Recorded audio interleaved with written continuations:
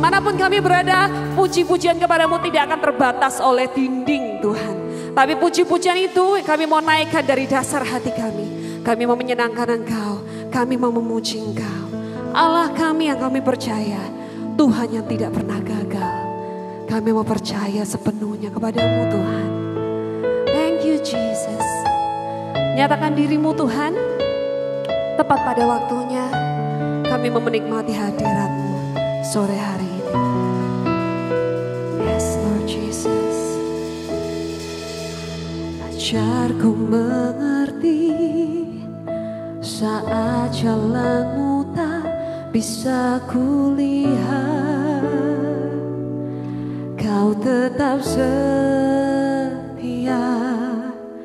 Ingatkanku lagi, hidupku ada di dalam tangan-Mu. Rancangan-Mu Tuhan, indah dan mulia. Tuhan tak pernah gagal, sanggup buktikan janji setiamu untuk selamanya. Imanku berkata, Tuhan tak pernah gagal. Kami mau percaya padamu Tuhan. Ajarku mengerti saat jalanmu tak bisa kulihat, Kau tetap setia. Ingatkanku lagi, hidupku ada di dalam tangan-Mu. Rancangan-Mu Tuhan,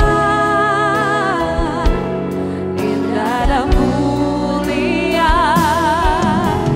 Tuhan tak pernah gagal, sanggup buktikan janji setiamu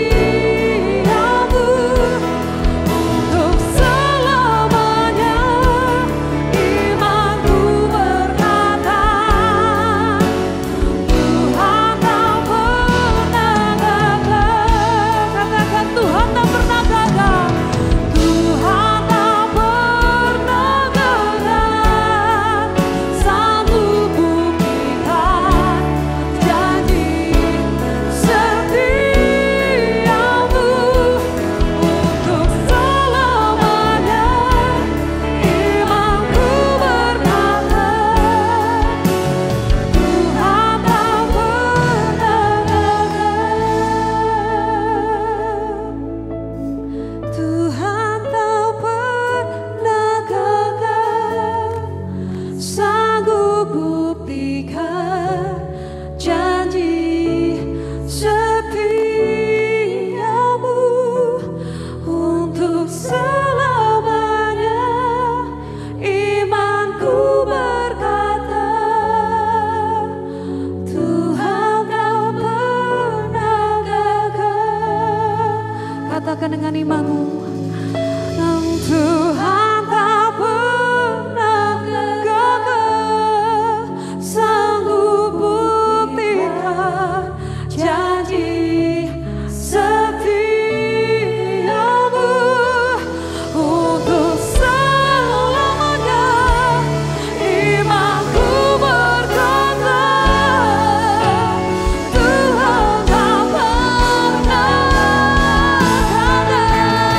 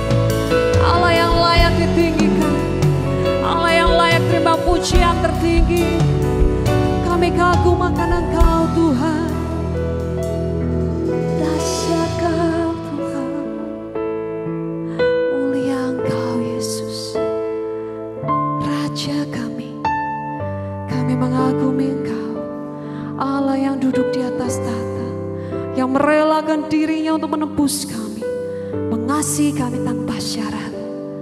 We love you Lord. Ku kagum hormat akan Engkau, ku kagum hormat akan Engkau. Kau Allah yang layak dipuji.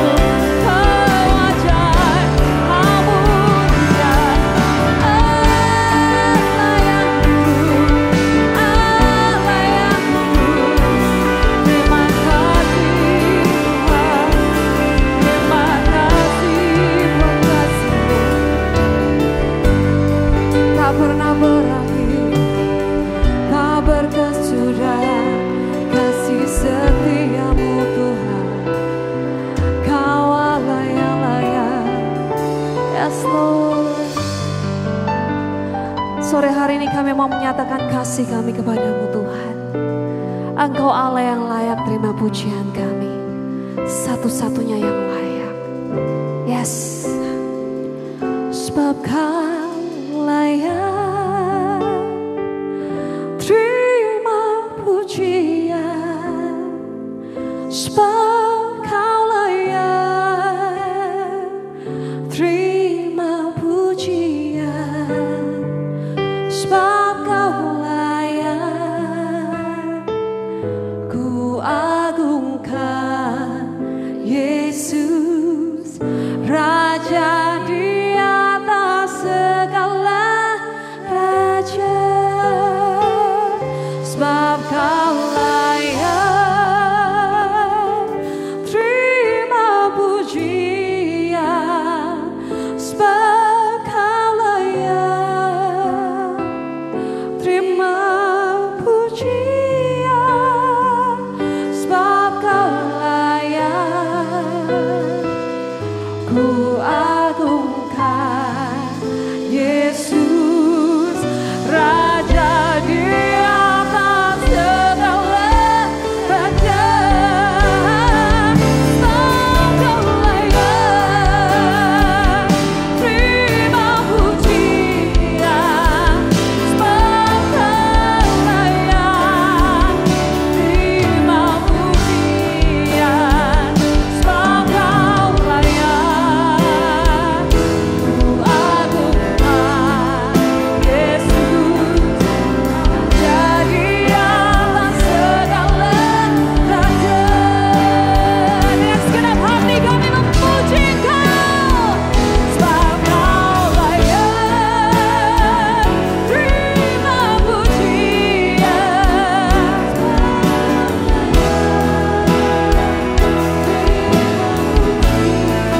Sebab Kau layak ku agungkan Yesus Raja di atas segala raja. Katakan sebab Kau layak terima pujian. Yes, you are the King of Kings. Kau yang layak ku agungkan Yesus Raja di atas segala raja. Sebab Kau layak, sebab Kau layak ku agungkan Yesus Raja di atas segala raja. Sebab Kau layak, sebab Kau layak ku agungkan. Katakan Dia Raja di atas segala raja. Yes, Engkau Raja kami Tuhan. Engkau Tuhan yang berdaulat atas hidup kami. Sore hari ini kami mau mendengarkan firman-Mu Tuhan. Berbicaralah. Berikan kami hati yang subur, hati yang mau belajar. Kami mau diberkati. Kami mau menemukan Engkau secara pribadi. Terima kasih Bapa di surga, nyatakan diri-Mu. Dalam nama Tuhan Yesus, haleluya. Amin. Shalom Bapak dan Ibu, Jemaat KUG, kita berjumpa lagi dalam Worship Night malam ini.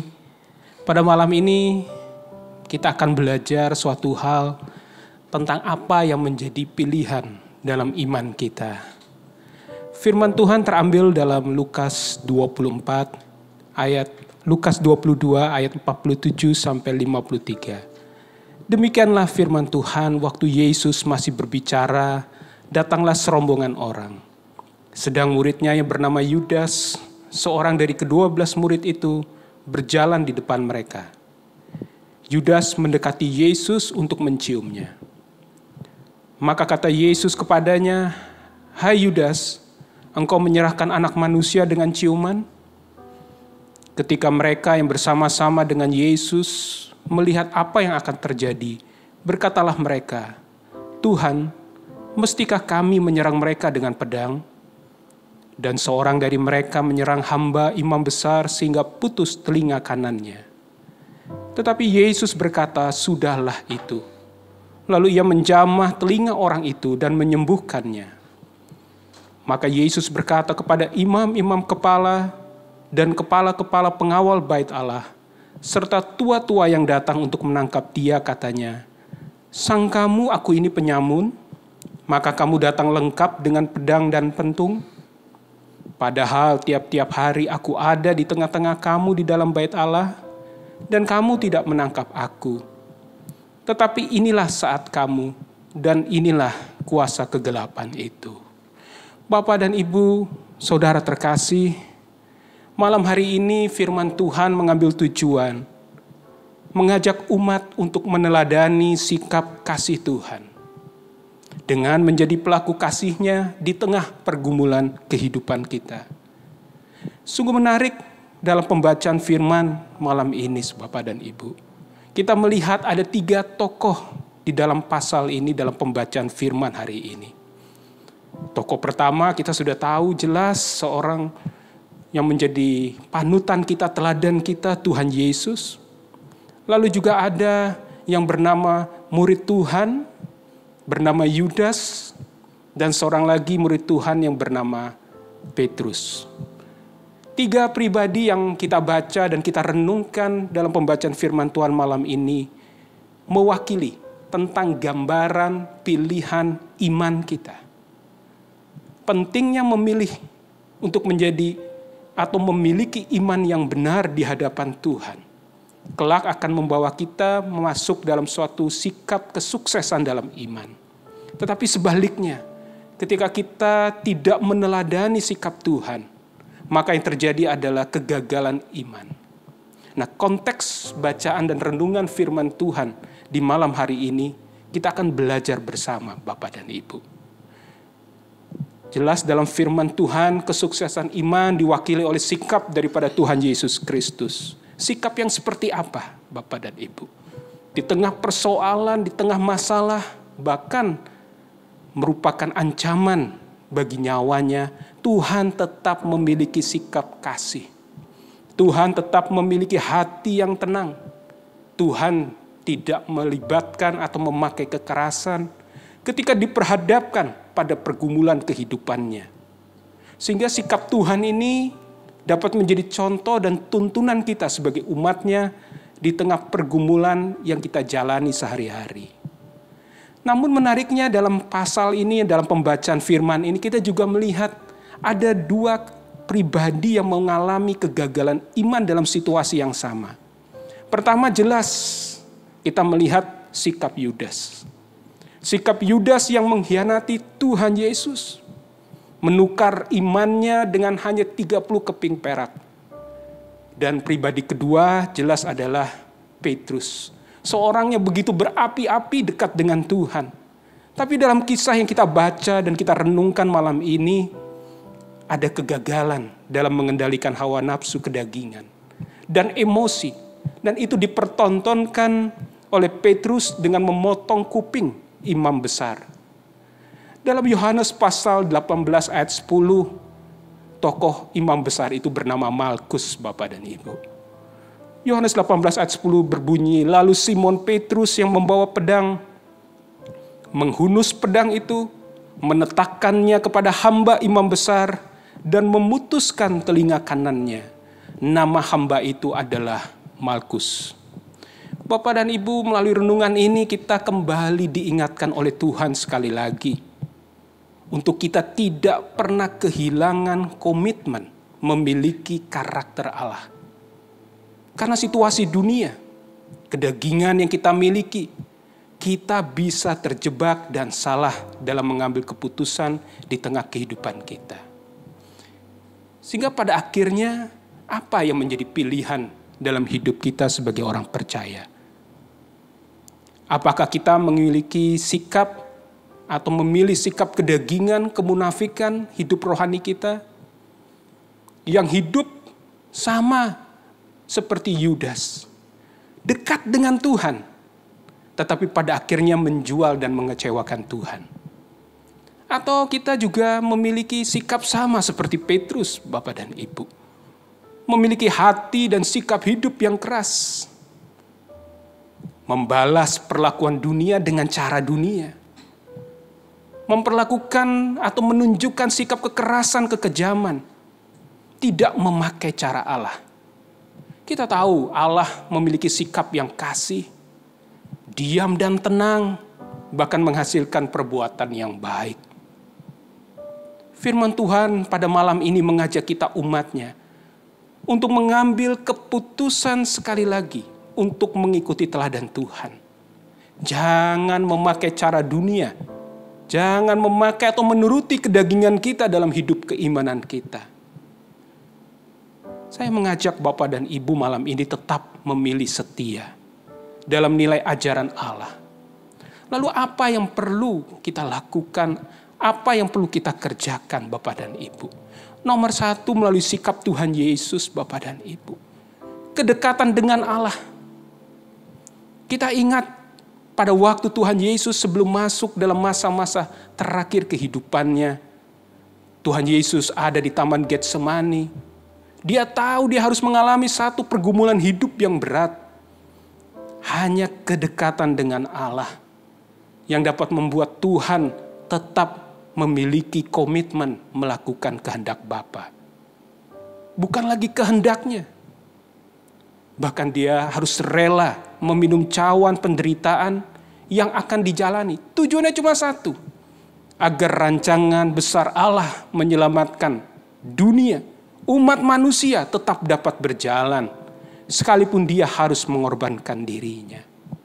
Sebagai umat percaya kita juga memiliki panggilan dalam hidup kita. Ada rancangan-rancangan Allah dalam kehidupan kita. Sehingga penting sekali bagi kita anak-anak Tuhan untuk memiliki kedekatan dengan Allah. Sikap Tuhan untuk tidak melawan kekerasan dengan kekerasan. Ditunjukkan dengan kerelaan membiarkan dirinya ditangkap Bapak dan Ibu. Bahkan ketika Petrus menghunus pedang dan memutuskan telinga kanan Malkus, Tuhan menyembuhkan telinga itu. Bapak dan Ibu, kita bisa melihat bahwa kesuksesan iman itu artinya umat memiliki kedekatan dan keintiman dengan Tuhan setiap saat. Tetapi bukan hanya kedekatan. Kita harus juga komit menjadi pelaku yang melakukan ketaatan kepada firman Allah dalam hidup kita. Menjadi pelaku firman Tuhan artinya taat mengikuti cara Allah di tengah segala ujian yang kita alami dengan iman yang selalu tertuju kepada Tuhan. Pengalaman hidup yang sering kita lihat dalam kehidupan bergereja Bapak dan Ibu tidaklah menjadi jaminan berapa lama kita mengikuti Tuhan. Tidak menjadi jaminan bahwa saudara atau saya lama menjadi umat Tuhan, menjadi umat Kristen.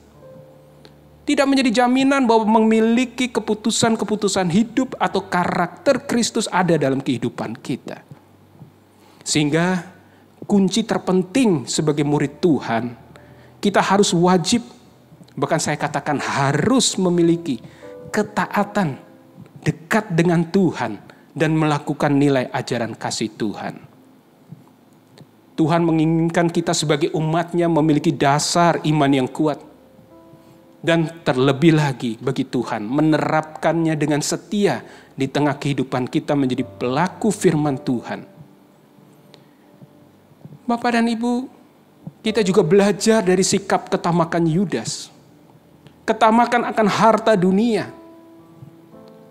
Ikut Tuhan tetapi melihat juga apa yang ada di dunia ini. Lalu memilih dunia dibanding mengikuti Tuhan. Sikap munafik pura-pura mengasihi Tuhan, Bapak dan Ibu. Berapa di antara kita mungkin juga kita ada dalam pergumulan ekonomi dan keuangan. Pada titik itu Tuhan melihat apakah yang menjadi pilihan kita. Apakah kita tetap jujur mengikuti cara Tuhan. Untuk tetap memiliki dan percaya bahwa bersama dengan Tuhan pemulihan Bahkan ekonomi sekalipun pasti bisa terjadi, Bapak dan Ibu. Atau kita bisa juga memilih sikap seperti Petrus yang ingin membalas kekerasan dengan kekerasan. Dari dua pribadi ini, Bapak dan Ibu, kita lihat ada sikap yang salah, yang tidak disadari. Padahal mereka dekat dengan Tuhan, membuat mereka mengambil keputusan yang tidak tepat, dan pada akhirnya kehilangan karakter Allah. Salah seorang tokoh dunia bernama Madame Teresia berkata begini, iman memelihara orang yang memelihara iman. Artinya apa, Bapak dan Ibu? Tidak ada pilihan lain. Umat Tuhan wajib memelihara imannya. Dan itu harus dikerjakan setiap saat dalam hidup kita. Iman yang sudah ditanam, ditumbuhkan Tuhan, harus kita pelihara dan kita jaga dengan segenap hati, jiwa, tubuh kita. Maka tidak ada pilihan lain menjadi hamba yang taat dan setia. Itu menjadi kunci yang penting dalam kehidupan iman orang percaya. Apakah sikap kedagingan, kemunafikan hidup rohani kita, yang hidup lebih memilih dunia seperti Yudas, sekalipun kita dekat dengan Tuhan, mengecewakan Tuhan, apakah itu yang menjadi pilihan kita? Atau kita memiliki sikap seperti Petrus, dekat dengan Tuhan, tapi masih menerapkan kedagingan kita di tengah dunia ini. Sikap yang keras dibalas dengan kekerasan. Perlakuan dunia dibalas dengan cara dunia, bukan dengan cara Allah. Mari malam ini, dalam renungan malam ini, firman Tuhan mengajak kita umatnya untuk mengambil keputusan malam ini sekali lagi. Ikuti teladan Tuhan. Jangan pakai cara dunia. Jangan ikuti kedagingan kita dalam hidup keimanan kita. Saya berdoa, kita berdoa bersama supaya kita tetap memilih setia dengan Tuhan dalam nilai ajaran Allah. Ada 3 hal yang saya bagikan bagaimana kita tetap untuk selalu setia dan taat. Pertama, Bapak, Ibu, dan saya adalah manusia rohaninya Tuhan. Artinya apa? Manusia rohani, roh Tuhan yang ada dan memimpin roh kita harus mengatur dan menuntun tubuh, jiwa, dan pikiran kita. Bukan sebaliknya. Aktifkan posisi manusia rohani kita. Ingatkan itu setiap saat dalam hidup kita. Usia akan semakin bertambah, Bapak dan Ibu. Umur akan makin terus berlanjut. Tubuh jasmani kita akan lemah. Tetapi firman Tuhan dalam 2 Korintus 4 ayat 16 berkata, sebab itu kami tidak tawar hati, tetapi meskipun manusia lahiriah kami semakin merosot, namun manusia batiniah kami dibaharui dari sehari ke sehari. Mengaktifkan manusia rohani kita, artinya kita mengingat bahwa manusia batin kita, roh kita, harus dibaharui hari ke sehari dekat dengan roh Tuhan. Mengaktifkan posisi manusia rohani kita menjadi kunci bahwa kita bisa memilih dan mengikuti ajaran Tuhan. Setelah kita mengaktifkan posisi manusia rohani kita, maka yang kedua tidak ada pilihan. Kita harus kembangkan hidup iman rohani kita. Setiap saat ketika kita bangun di hari yang baru, kita harus bertanya, apakah rohani kita, iman kita semakin baik dibanding hari yang kemarin? Firman Tuhan dalam Mazmur 84 ayat 8 berkata, mereka umat Tuhan berjalan makin lama makin kuat, hendak menghadap Allah di Sion. Bapak dan Ibu, saya berdoa, kita berdoa supaya semakin hari perjalanan iman kita semakin kuat. Karena pada akhirnya tujuan hidup kita bertemu dan menghadap Allah kelak pada kekekalan. Seberat apapun pergumulan hidup kita, Bapak dan Ibu, jangan lari dari Tuhan. tetap datang ke hadirat-Nya. Hampiri Dia setiap saat, karena Dia sumber kelegaan hidup kita. Aktifkan posisi manusia rohani kita. Kembangkan hidup iman rohani kita. Berjalan terus fokus dan setia memandang kepada Tuhan. Sambil kita memikul salib di tengah pergumulan hidup kita. Jangan melawan dengan api. Jangan melawan dengan kekerasan. Tapi pakailah caranya. Pakailah cara dan teladan Tuhan. Yang tetap memiliki kasih. Hati yang tenang. Dan menghasilkan perbuatan yang baik.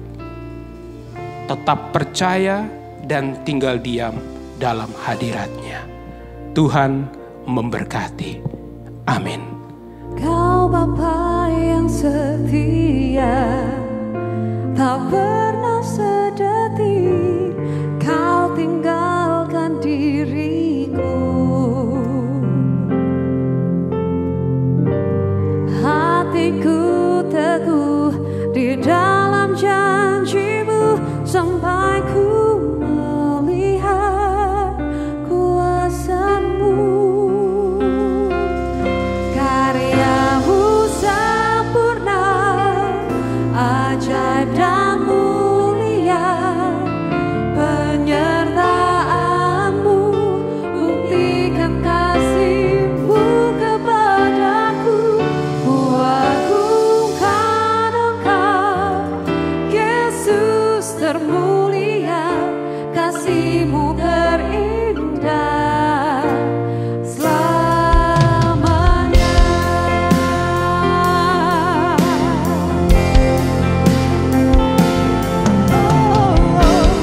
Kau Bapa yang setia, tak pernah sedetik Kau tinggalkan diriku. Hatiku teguh di dalam janji-Mu sampai ku melihat kuasa-Mu. Karya-Mu sempurna, ajaib dan mulia. Penyertaan-Mu buktikan kasih-Mu kepadaku. Ku agungkan Engkau, Yesus termulia. Kasih-Mu terindah selama. Katakan karya-Mu sempurna, ajaib dan mulia. Penyertaan-Mu buktikan kasih-Mu kepadaku. Ku agungkan Engkau, Yesus termulia. Kasih-Mu terindah selamanya. Ku tetap berharap di dalam kesesakan. Ku tetap percaya walau tak melihat. Sebab ku yakin karya-Mu sempurna, ajaib dan mulia. Penyertaan-Mu buktikan kasih-Mu kepadaku. Ku agungkan Engkau, Yesus termulia.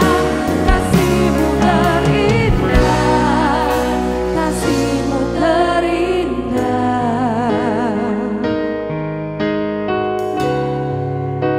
selamanya.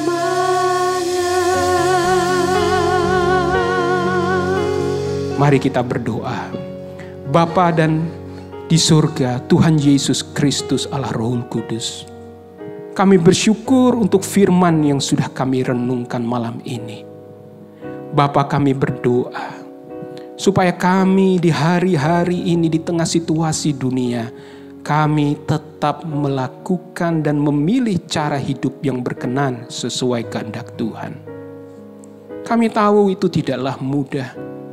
Maka kami berdoa Tuhan, biarlah roh-Mu memimpin roh kami. Sehingga roh kami dapat menuntun tubuh jiwa pikiran kami. Sehingga pilihan kami adalah tetap mengikuti cara-cara Tuhan di tengah hidup ini. Hamba terus berdoa Tuhan, biarlah roh Tuhan terus berkuasa atas hidup kami semua. Sehingga kami mempunyai kerinduan, kehausan terus mengembangkan hidup iman rohani kami. Kami semakin terus fokus setia kepada Tuhan. Makin kuat mencari Tuhan. Dan pada akhirnya kami tahu cara-Mu, cara Engkau Tuhan. Dengan kasih, tenang, perbuatan yang baik. Dapat menjadi kunci kemenangan bagi kami saat ini di dunia. Dan kelak ketika kami berjumpa dengan Tuhan.